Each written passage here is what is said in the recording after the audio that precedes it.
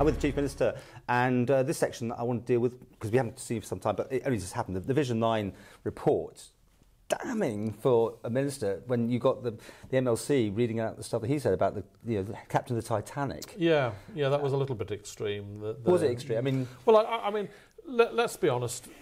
Mistakes were made. There's no point hiding that. The report was thorough. The committee did a good job in raising the concerns, and you've got to take that on the chin and learn from the mistakes that were made.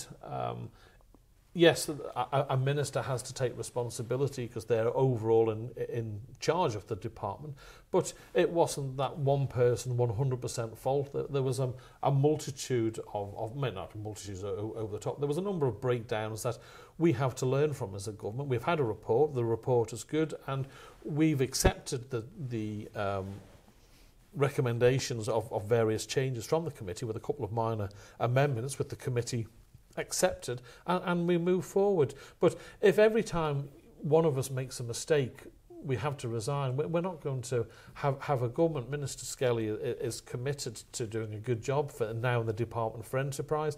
The TT numbers are growing, and government should look. We can't have sacred animals in politics. We should be looking at everything that we do and trying different ventures from time to time. Now, obviously, in this instance, DD got it wrong. It was hundreds of thousands of pounds of taxpayers' money. You could argue were wasted, but at the end of the day, the TT is a strong brand. It is growing. If you look at the figures prior to 2007, it had been going downhill, and we've now, with the hard-working local people, from the marshals to the various organisations. Wasn't the whole thing that the government should be running a motorbike race and therefore leaving themselves open to the thing that comes back every year about people dying and that sort of thing?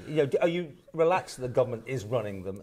I know through the committee, but it's government funded, is it not? I mean, and are you relaxed with that?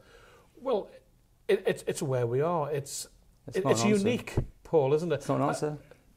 In a perfect world, who would want government to run cinemas, radio stations, or anything else? But horse trams. Yeah, but it has to happen because of the circumstances we find ourselves in. Yeah. And the TT races, the Manx Grand Prix, of which personally I am a big supporter of, it's unique, and I want it to continue. And if it means government has to run it, then so be it. But it was logical, I suppose, to look at the TT races and say, well, actually, could an outside organisation do a better job, improve it? And because at the end of the day, DD do spend a few million on running the TT. So if we could have got a third party to come in and do a good job and save the taxpayer the cost of us having to run it, it was a logical thing to look at. Are we going to go along to the readers, the minister's reading area, to see this report, the pieces in there that will never be published? Are we ever going to see that? No, the only reasons it couldn't be published is because there was legal advice, etc. It's not a sub judice thing again. No, it's not. There's nothing out there. No one's bought anything. So surely that's just this fabulous word that you can use to stop us, the public, anything. Because the potential, anything could be potentially sub judice. But at the minute, there's no legal action. We took advice from the Attorney General, and there were certain elements of the information given that could not... Libelous? Or? Well, it couldn't be used... In the public arena, it had to be protected. Is it naming names? Is it? Yeah. Well, no. It's information, legal opinion, which is private and never gets shared with the general public in some instances.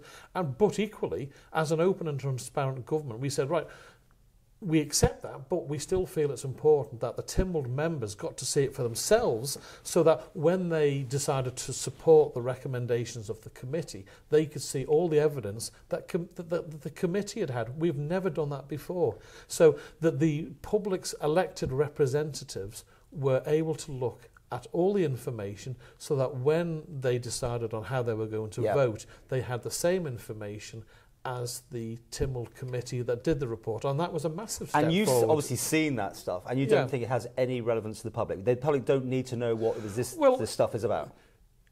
There's commercial sensitivity. There was legal. These are all the words you've thrown up just to say you can't. You know what I mean? Yeah. Well, I know you're desperate to say. No, I'm trying to talk to the public here. But the public's representatives were able to see it. Now that's never happened before. When things have been decided that that a committee have got to see certain evidence that can't be shared publicly, the other members of Tynwald have never been able to see that evidence, and we gave them the opportunity. First time it's ever happened. Okay, let's just go back though to when it all happened and they threw this sub judice. We can't talk about it because potentially something. And at that stage, you do accept what I'm saying here, that at that stage there was no legal things. Then the man himself hasn't gone ahead with. He threatened it on my interview. Well, but he didn't. Well, that's right. Do you accept? Yeah, but do you accept that any? I could talk to you about anything. You could always say, oh, there might be a court case coming up in 2 years' time, so we can't talk about it. Do you understand how I can see where you're coming from, Paul, but in this instance, we took advice from our Attorney General, and the fact that he had come on your show and said he was going to sue us, he had written to us saying he was going to sue us, that... But nothing was actually before the courts.